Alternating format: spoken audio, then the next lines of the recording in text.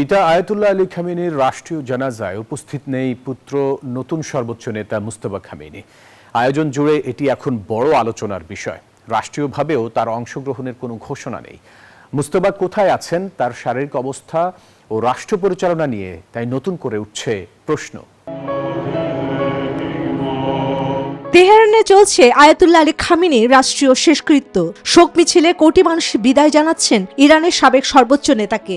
একই সঙ্গে অনুষ্ঠিত হচ্ছে তার পরিবারের নিহত 4 সদস্যের জানাজাও। তবে রাষ্ট্রীয় শেষকৃত্যের এই আয়োজনে অনুপস্থিত তার দ্বিতীয় পুত্র ইরানের নতুন সর্বোচ্চ নেতা মুজতবা খামেনি। রাষ্ট্রীয় শোকানুষ্ঠানের পূর্ণাঙ্গ সূচি প্রকাশ করেছে ইরানি কর্তৃপক্ষ। তবে কোথাও মুজতবা খামেনির উপস্থিতির কথা উল্লেখ নেই। এতে তাকে ঘিরে জল্পনা আরও বেড়েছে।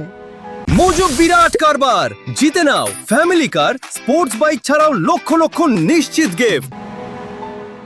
বিভিন্ন আন্তর্জাতিক গণমাধ্যমের প্রতিবেদন বলছে, গত 28 ফেব্রুয়ারি যুক্তরাষ্ট্র ইসরায়েলের যৌথ হামলায় নিহত হন আলী খামেনি।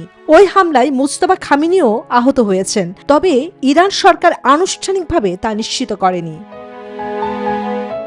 মুজতবা খামেনি কোথায় আছেন তা নিয়েও তৈরি হয়েছে ধোঁয়াশা। বিভিন্ন সূত্রের দাবি, নিরাপত্তার স্বার্থে তিনি একটি সুরক্ষিত বাংকারে রয়েছেন।